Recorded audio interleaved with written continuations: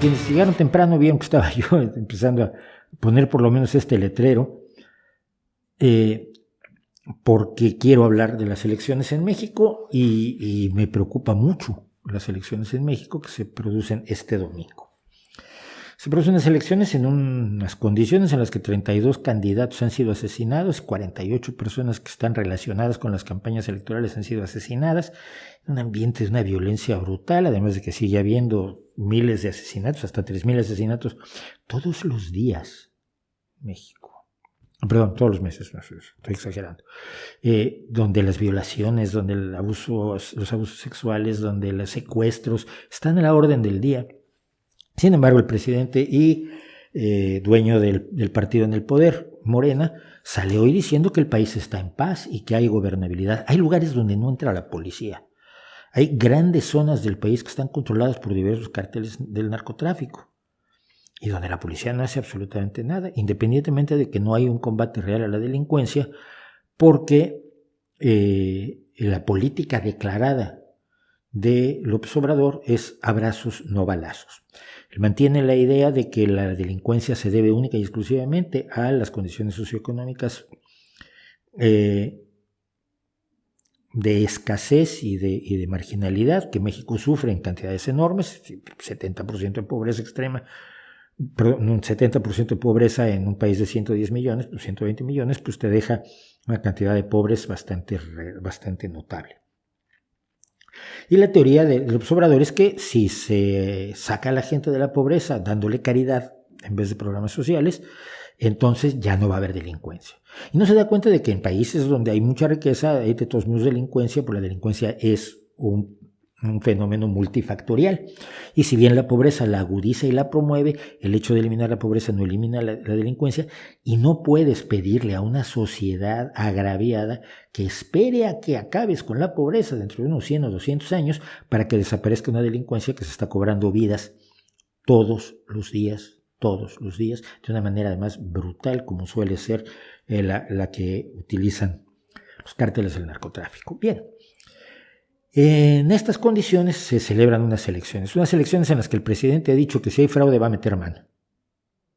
O sea que el árbitro último de las elecciones va a ser él. Si en algún lugar siente que hubo fraude, meterá la mano del Ejecutivo, que en México es como la mano de Dios. Esto siempre hay que aclararlo. A mí esto me ha costado mucho trabajo siempre explicarlo desde que vivía yo en México, ¿no? Es decir, la calidad de endiosamiento que tiene el presidente de la República y siempre ha tenido en México.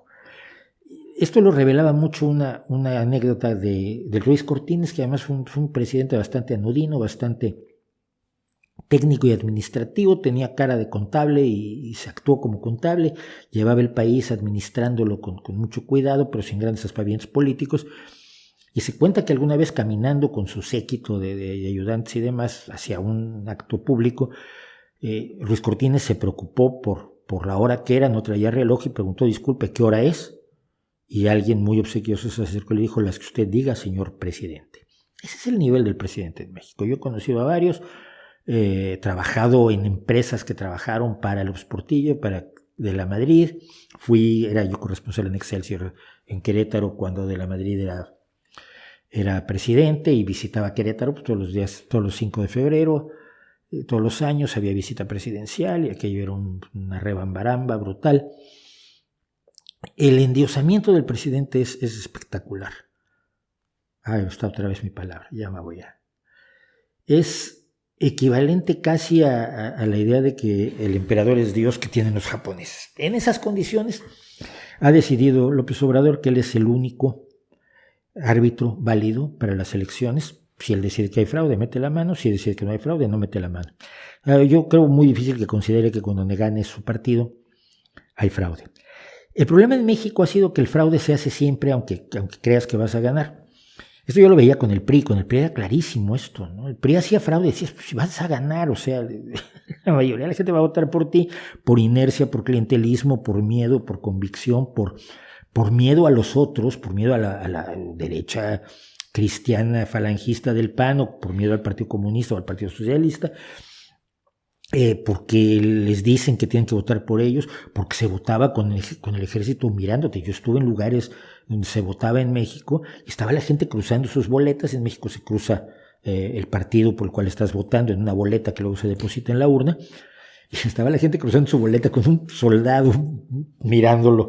Votas por el que quieren, por el que el gobierno quiere que ganes, no vas a tú a ponerte ahí muy rebelde frente al ejército. Y esto lo vi personalmente. Entonces, en estas condiciones se van a celebrar unas elecciones en las cuales lo que pasa es lo siguiente. Morena es el partido oficial, el partido del gobierno, es un partido que se ha formado a partir de los rescoldos y sobrantes del Partido de la Revolución Democrática, el Partido Revolucionario Institucional, el Partido Acción Nacional, y con alianza con algunos otros partidos absolutamente despreciables como el Partido Encuentro Social, que es de la derecha religiosa. Y Morena tiene que revalidar su mayoría absoluta en el Senado y en el Congreso para poder llevar a cabo las reformas constitucionales y legales que pretende López Obrador como la segunda mitad de su mandato. En México los mandatos son de 6 años, que es una cantidad de tiempo terrible. Se le ocurrió a Lázaro Cárdenas porque así él iba a poder acabar con su obra, pero luego lo dejó para que todos los demás pudieran acabar con el país. Y hay son elecciones de medio mandato donde se sustituye el Congreso de la Unión, es decir, la Cámara de Diputados y la Cámara de Senadores, además de que son las elecciones más grandes de la historia de México porque hay además varias elecciones de gobernadores de estados y de cientos y cientos de municipios. Y entonces la gente me pregunta, yo no sé por qué me preguntan, que ya me fui de México hace 22 años, de verdad. Es igual tanto porque sigo teniendo interés porque ahí está mi gente, ahí está gente que yo quiero mucho y yo tengo vinculación con el país, tanto como la tengo con España. Y entonces me dicen, tú no vas a votar por Morena. Y digo, no, ni muerto. Ya el PRI me hizo votar por ellos una vez, que no me dieron la credencial de elector, pero yo era observador electoral. La Alianza por la Democracia. Curiosamente fue el día que Yeltsin dio el golpe de Estado, porque eso además nos quitó muchísima atención a los observadores electorales. Yo me acuerdo que fui a entregar los resultados, estaba dando el golpe de Estado contra Yeltsin en Rusia. Y mi casilla electoral fue una vez que me tocó observar, en la mañana fui y vi el patrón electoral y todo lo que tú quieras, y en la tarde volví a pasar y de pronto vi que yo ya había votado. No me habían dado la credencial de elector, pues se la dieron a alguien que seguramente votó por el PRI. No creo que haya votado por el PRD, que era por quien, por supuesto, iba a votar yo. Entonces, hacen fraude aunque vayan a ganar, porque así, si en vez de ganar por 12, ganas por 15, pues mejor. Si en vez de ganar por 8-0, ganas por 9-0, 10-0, pues te sientes mejor. Entonces, siempre se ha hecho el fraude, siempre ha habido fraudes electorales en México. El único problema es que en las últimas elecciones el hartazgo hacia los antiguos partidos, el PRI y el PAN fundamentalmente, hizo que fuera imposible que se negara el triunfo del López Obrador. Y por otro lado, parece haber habido un pacto clarísimo entre el PRI, el PAN y López Obrador, donde él se comprometió a no tocar a los expresidentes ni a los corruptos anteriores, es decir, la gente que se llevó millones y millones y millones y millones y millones de dólares, de euros, de lingotes de oro, de joyas, de todo, están viviendo la máxima impunidad del mundo en el gobierno de López Obrador. Entonces no es tampoco difícil pensar que hubo un pacto. Igual no lo hubo, y yo soy raro, y creo que hubo un pacto porque me parece muy raro que alguien que hace una campaña basada en el rechazo a la corrupción, el combate a la corrupción, una vez que tiene el poder, no tome a los antiguos priistas y panistas y les diga, ese dinero que te robaste, vas a devolverlo y además vas a la cárcel, porque es lo que hay que hacer con los ladrones y corruptos. No se ha hecho. Igual no hay pacto. Yo qué sé. Igual hay que pensar que soy muy tonto.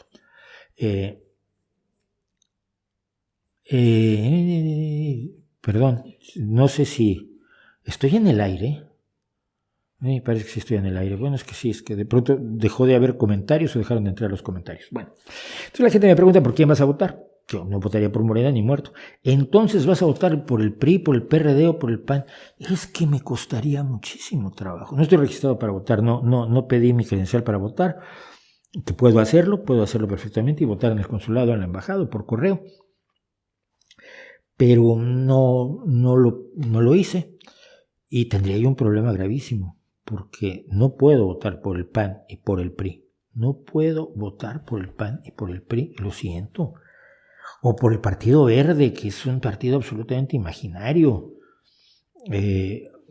por el Movimiento Ciudadano, que ha estado con con el que le ha dado poder. Partidos fingidos, partidos como el Partido del Trabajo, que es un partido maoísta estilo 1960, que son amigos de Kim Jong-un. Yo no voy a votar por esa gente. Tampoco voy a votar por los amigos de Donald Trump. Entonces, yo personalmente no sabría qué hacer. Espero que Morena no revalide su mayoría. Le tengo mucho miedo a la reelección o a la creación de un maximato en el cual el siguiente candidato a la presidencia sea la esposa del presidente, como lo está intentando hacer ahora Daniel Ortega, como lo hizo Aznar en Madrid y como lo han intentado muchos, y por supuesto Morena lo está haciendo en el estado de Guerrero, donde un cuestionadísimo y acusado de delitos terribles candidato tuvo que dejar la candidatura, entonces puso en su lugar a su hija, ¿no? Eso es así como, pues sabes que perfectamente quién va a ejercer el poder realmente. Le tengo mucho miedo al maximato, le tengo mucho miedo a lo que pueda hacer López Obrador en los próximos años. Yo lo conocí, estuvimos juntos, yo nunca milité en el PRD porque no convenía que yo como periodista fuera militante de un partido. Y abiertamente yo lo decía en la radio, mira, yo, si demuestras que soy militante del PRD, renuncio a la radio. Y sí, pero no lo puedes demostrar porque nunca fui militante del PRD. Fui uno de los muchos asesores de Cárdenas en comunicación y se calculaba que lo más conveniente era que yo no militara directamente en el partido. Pero conocí a López Obrador, fui asesor de Cárdenas, sé que López Obrador es un hombre poco listo, muy arrogante, muy narcisista, pero además enloqueció en los últimos años a tal grado que ahora cree que tiene la verdad absoluta y no acepta críticas algunas, y todos los que somos críticos somos conservadores, somos de derecha, somos fascistas, somos lo peor del mundo y nos mandan a montones de bots de estos que se controlan en comunicación social de la presidencia, vienen a echarme la bronca a mí, ¿no? Pobrecitos. Por supuesto yo los bloqueo, no respondo a nadie. Entonces, ¿qué hacer? No lo sé. ¿Yo qué espero? Espero que Morena no gane una mayoría lo suficiente como para hacer las modificaciones constitucionales que quiere hacer. Espero que Morena no tenga la posibilidad de seguir militarizando al país. Espero que Morena se vea obligada por el Congreso de la Unión, por la Cámara de Diputados y la Cámara de Senadores, a emprender acciones reales contra la delincuencia en México. Espero que se revise con la ayuda de un congreso diferente que no sé si se pueda formar con los miembros que se tienen, que se revise el ataque contra la ciencia tan brutal que ha ejercido López Obrador, que fue lo primero que a mí me levantó las alarmas con respecto a López Obrador cuando dijo que Elena Álvarez Bulla iba a ser la directora del CONACYT, y esto era como poner a Lysenko al frente del CONACYT. De hecho, por eso muchos le dicen la doctora Lysenko. Entonces, espero más de lo que sea posible, pero también la actividad política es la actividad de la esperanza, ¿no? Es esperar que las cosas salgan mejor de cómo parece que van a salir. No votaría nunca más por López Obrador ni por Morena. Apoyé a López Obrador en sus dos primeras candidaturas, en la última me negué, hice un par de vídeos explicando por qué, con lo cual me cubrieron de insultos y me llamaron chayotero y me llamaron de todo. Pero yo sabía que López Obrador iba a ser un presidente razonable. Pensé que no iba a ser un gran presidente, pero que iba a ser un presidente razonable. Hice un vídeo en inglés pidiéndole a la gente que no temiera que López Obrador iba a convertir a México en Venezuela, porque no creía yo que eso pudiera pasar. Sigo creyendo que no puede pasar, lo está convirtiendo en Colombia. Pero ni pude, ni puedo, ni podré votar por Morena. Y quienes más vergüenza me dan, quienes me matan de vergüenza, son militantes de Morena, dirigentes de Morena, gente que está en puestos importantes en el partido, que han abandonado del todo sus principios por el ejercicio del poder, ¿no? La gente del periódico La Jornada, que son empleados de La Jornada o accionistas de La Jornada, qué sé yo, y son el círculo de aduladores número uno del presidente de la República, ¿no? Se van a comer con él y sacan las fotos, ¡ay, comimos juntos! Y somos los amigotes del presidente, pero somos los que tenemos un periódico que todos los días se convierte en la hoja parroquial de un gobierno que debería estar criticado por cualquiera que se ubique a la izquierda. Entonces, pues espero que pasen cosas que no sé si van a pasar, pero ciertamente no. No podría yo votar por ellos como no puedo votar por ninguno de los otros. Hasta que en México no haya una organización política de base, transversal, donde la gente decida y elija a sus representantes, en vez de que salga un caudillo y diga vamos a hacer un partido, no vamos a salir adelante. Esto lo intentó Cárdenas. Cárdenas nunca fue un caudillo como tal. Cuando el fraude electoral de 1988 que operó Manuel Bartlett, hoy encargado de la Comisión Federal de Electricidad y gran amigo de López Obrador,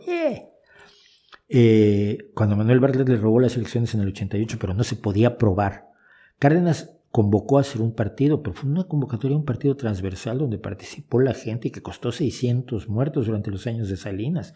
Mataban a 100 organizadores del PRD cada año durante los 6 años de Salinas. Es un montón de gente muerta por un partido democrático que también después fue destruido, entre otros por Andrés Manuel López Obrador.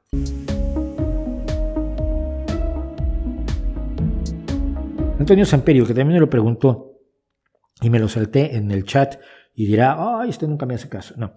Dice que le da mucha satisfacción ver al ingeniero Cárdenas fijar una postura respecto a que el gobierno de López no es de izquierda, algo que usted siempre ha sostenido. Sí, y me dio mucho gusto que Cuauhtémoc lo dijera.